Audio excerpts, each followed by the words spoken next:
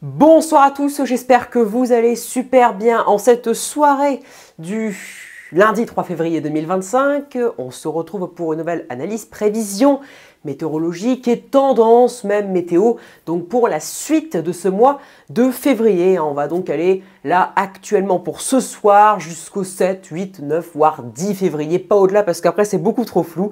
Déjà il y a de nombreuses choses à dire pour cette semaine. Que va-t-il se passer? J'ai fait des posts déjà ces derniers jours pour dire donc que lors de ce mois de février et même surtout pour les prochains jours, voilà, plus précisément, il n'y avait aucune douceur, réelle douceur en prévision. Donc déjà pour ce 5 février, on va donc directement aller au 5 parce que là la journée du 3 elle est finie. Demain c'est pareil, ce sera des conditions anticycloniques. On va donc aller au 5 parce qu'au 5 l'anticyclone est toujours sur la France avec un froid voilà, plutôt classique avec des gelées le matin et l'après-midi, enfin quoique pour une bonne partie ouest et nord, pas de gelée, un temps plus doux mercredi, ce sera la journée la plus douce de la semaine avec des températures donc positives le matin et l'après-midi dans les alentours de 10-12 degrés, donc une journée quand même plutôt douce, même un petit peu au-dessus des normales en moyenne, c'est possible à l'échelle du pays, on le verra, c'est vraiment la journée la plus douce de la semaine. Demain encore des gelées, mais ce mercredi, qu'est-ce qui change? C'est que la dorsale commence à monter davantage sur l'Angleterre et commence à aller en direction de la Scandinavie. Regardez le 6, ça commence dès le 6, donc à 72 heures d'échéance. Le 6, on a donc un commencement de flux continental qui est en train de se mettre sur la France. Donc ce flux continental avec l'anticyclone qui, ça y est, migre sur la Scandinavie, donc un anticyclone scandinave, c'est maintenant confirmé. Maintenant, ce qui reste à confirmer, c'est concrètement l'emplacement de ce drain continental.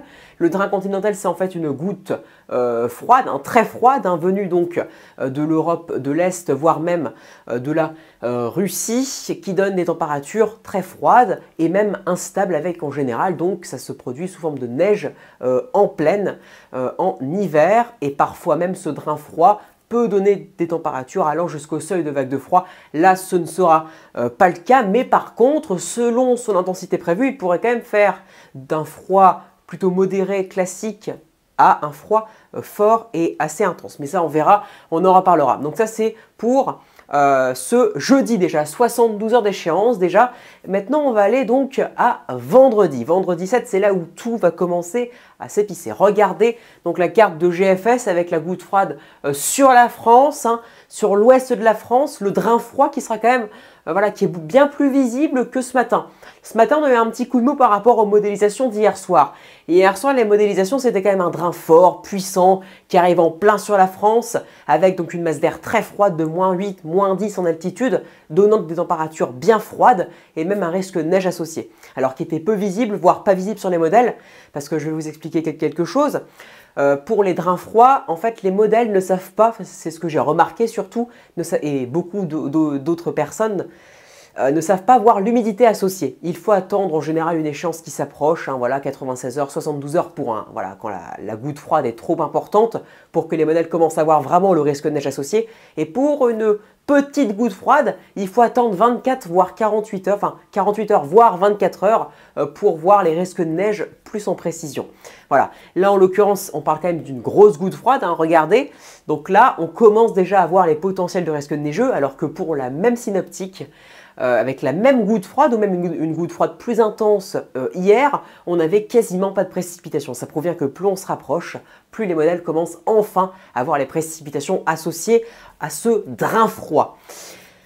De ce fait, son emplacement va donc tout déterminer. Plus le drain va passer au nord et plus il sera donc faible, plus la masse d'air sera peu froide et éphémère. Plus il va passer au sud, donc admettons voilà, s'il arrive par le Lyonnais et donc la goutte froide est très intense, voilà, très généralisée j'ai envie de dire, eh bien le froid sera beaucoup plus intense et durable. Alors que s'il arrive, je sais pas, par la mer du Nord, en étant tout faible, voilà, parce que plus il monte aussi vers le nord, plus quand il arrive il est faible, c'est ce que j'ai remarqué ces derniers jours, eh bien plus le froid est peu fort, peu intense, peu puissant et surtout éphémère.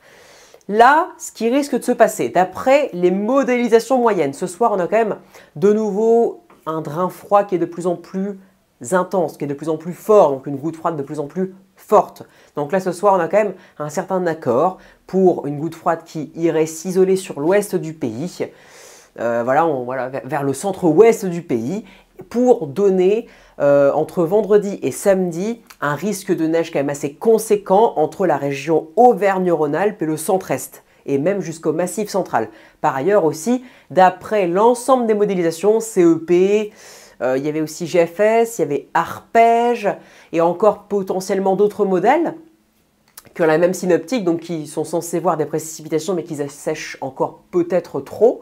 Il y a aussi des petits risques neigeux, évidemment moindres, mais pour les régions du nord, entre l'Île-de-France, Normandie, Hauts-de-France, voilà, etc. Et même une partie du nord-est du pays.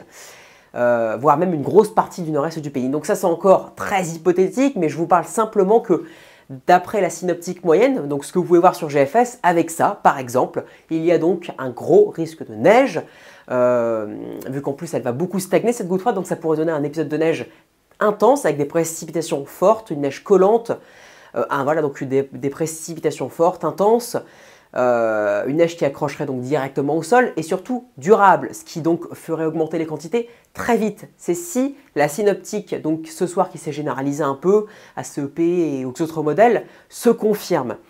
Ce qui voudrait dire que pour l'instant, les régions qui sont les plus à risque pour l'instant, un potentiel, pas à risque parce que rien n'est réellement encore confirmé, tout est à affiner.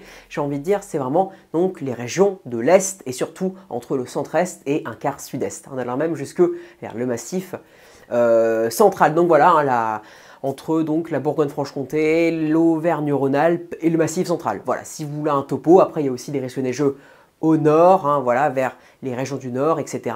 Je vous l'ai dit, mais ça c'est encore hypothétique et c'est surtout plus faible parce que selon cette synoptique-là, c'est vraiment des précipitations qui remontent clairement de la Méditerranée et donc des risques de neige vraiment beaucoup plus importants. Ce sera affiné, mais si jamais quelque chose comme cela venait à arriver, on aurait un épisode de neige, il faut le dire, exceptionnel, jusqu'en pleine avec des quantités qui pourraient être vraiment très importantes. Mais c'est encore, c'est encore plutôt loin, on verra demain comment ça évolue, mais ce soir ça évolue de nouveau dans le bon sens d'un froid de plus en plus durable et de plus en plus fort. Et si la tendance se poursuit demain, et donc que le drain soit plus au sud et plus même important, eh bien il y aurait encore plus de froid, plus durable et avec des risques de neige plus importants et même des couches de neige plus importantes. C'est donc à suivre de très près parce qu'après la suite c'est extrêmement flou. En fait, le positionnement de la goutte froide et surtout son intensité qui va donc déterminer aussi la synoptique à suivre autour du 9, 10 et après reste donc largement à affiner parce que c'est elle qui va tout déterminer. Elle arrive le 7 et dès le 7 elle commence à causer un énorme bordel et même j'ai même envie de dire dès le 6, dès sa première arrivée par l'est de la France, le 6 en soirée, cela commence à causer des emmerdes, il faut le dire comme c'est. Donc à affiner, mais sachez que dès la fin de semaine, dès le 6 voire notamment le 7, il y aurait donc une intensification du temps froid, avec un temps donc plus froid que cette semaine, où cette semaine on a un froid vraiment très classique, quasiment de saison, donc on aurait de nouveau un froid vraiment plus important dès le 7, avec des risques neigeux associés surtout en allant vers les régions de l'Est, entre le centre-Est et le Sud-Est, avec les régions donc, que je vous ai citées, mais je dis centre-Est, Sud-Est parce qu'il faut quand même généraliser, vu que l'emplacement exact est loin d'être confirmé.